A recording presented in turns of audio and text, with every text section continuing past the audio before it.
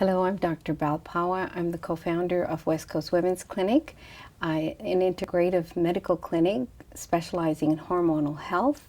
We have a reputation in this community for about 15 years. We pioneered the clinic. We were one of the first in BC. And women come to us because we are MDs who look at healthcare in a very holistic way. We look at wellness rather than the illness model. We offer a personalized health approach. We look at lifestyle. We look at diet, mind-body medicine. We look at sleep. Sleep is a crucial part of health as well. And we look at investigations and state-of-the-art testing for hormones. Women come to our clinic for many reasons. They often are looking for answers that they have not found at many of their other healthcare providers. They're often feeling depressed, they're having hot flashes, fatigue is a big one, insomnia is a big one, but women age differently in their lifespan. And you can get a 30-year-old who is reaching premature menopause, for example, or you can get a 55-year-old who's still having periods.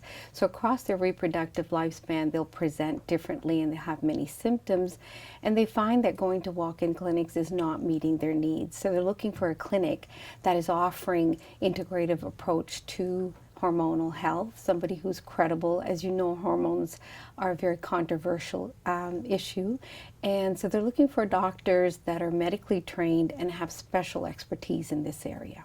When we look at holistic or integrative medicine, as it's called, we're looking at medicine through a wellness model, not just an illness model.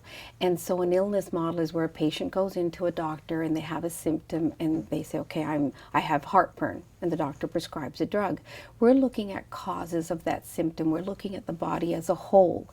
And that's how usually the human body works, is a system, not fragmented parts. So we look at it through lifestyle, stress, sleep, nutrition, and also we do prescribe. But going to a drug or medication is not our first go-to. How do we create perfect health is what I'd like to address. I think it's a partnership.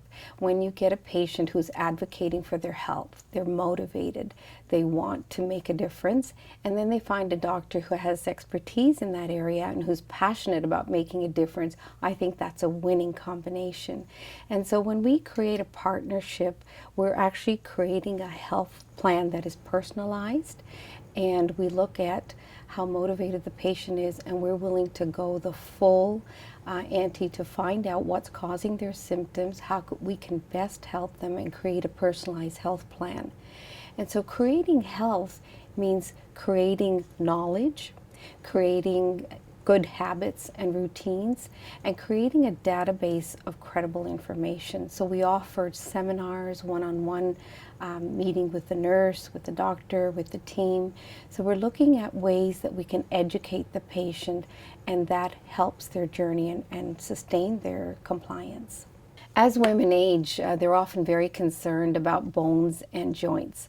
These are two different disease processes. Bone is a live tissue, and as bones age, they often get softer with age. So that's called a disease, osteoporosis. Joint disease is a disease of aging where it's wear and tear. It's often accompanied by tendons and ligaments and bone-on-bone surfaces like a ball and socket. So that's a wear and tear, and that's called osteoarthritis. So two different processes. But both do involve inflammation. So our principles for looking at joint and bone health are: one is to promote exercise, movement, agility. Weight bearing is especially good for bones, but movement such as swimming and cycling is great for joints. Looking at lifestyle such as smoking, alcohol, or caffeine intake, those three factors impact how the joints are working and also how bone tissue responds to these toxins. Looking at diet, for example, having things that are anti-inflammatories in your diet, such as omega-3. Vitamin D is a crucial part of bone health, and vitamin D is also great for absorption of calcium. And it's very important to get calcium in your diet. So when we're talking about bone and joint health, we often tell women to look at cross-training. We often tell them to look at a very whole diet. And of course, you have to recognize that genetics play a role as well. A woman should get her hormone levels checked when she's having symptoms. The first hallmark of perimenopause is when she's missing periods. So around age 40, 45, she may notice that her periods are becoming irregular. She may have 2 periods in 1 month, or she might have 2 or 3 months with no periods. That is the first hallmark that menopause is approaching. So if you define menopause, that's a milestone that women reach. It's not something they go through, and the average age is 51 in North America. Perimenopause is the few years leading up to menopause. And hormone testing at that point is very limited because your hormones are changing every month. But there is some more comprehensive testing that we do send away, and we're looking at stress hormones, and we're looking at thyroid, and we're looking at other hormones that we can do locally, and some that we send to the States. But the menopause testing is done here in Canada, and it's very easy to do. You can do an FSH, and you can go to your doctor and get an FSH done when you stop your periods. When you've had a few months with no periods, you can go and get an FSH level done, and that will determine whether you've crossed over into menopause. So natural supplements and whether we should consider them or not has been an ongoing question. And one of the most important things to know is that our nutrition, which is a vital piece of health, is changing. If you look at broccoli from 1960 to broccoli now, and you analyze the selenium content, it's very different. We are very depleted in our trace minerals. So 25 years ago, doctors were told you don't need to supplement vitamins for your patients if they eat a healthy diet. But now we say, well, you know, you want the patient to have a very healthy diet full of phytonutrients, of vegetables, of having whole foods and not processed foods, and good source protein, of course. But we have to recognize that we are still depleted in certain trace minerals, and also vitamin D is something that you just don't find in your diet readily. So there are some things that you will need to supplement. So vitamin D is a big one. I think that would be about 1,000 to 2,000 units a day. I would want patients to have omega-3. I would want now, with the new research, also looking at fermented foods in our diet to improve our microbiome and to improve our health of the gut. So having foods that have a variety of prebiotics and probiotics in them, that would be things that you could supplement with, along with a very healthy diet. And then there are patients that are special cases who have compromised absorption, inflammatory bowel disease, for example, or you can get patients that are elderly, or they've gone through some medical problems. Even vegans, they may need extra supplementation with B12 or iron as well.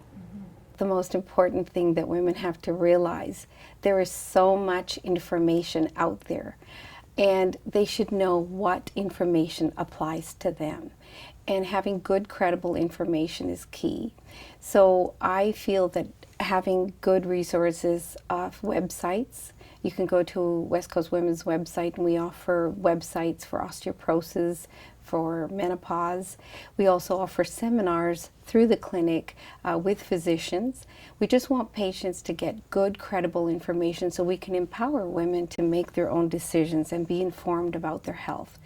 I think the other important feature for creating health is a woman who advocates for herself. She puts herself as a priority and makes health a very top priority in her life.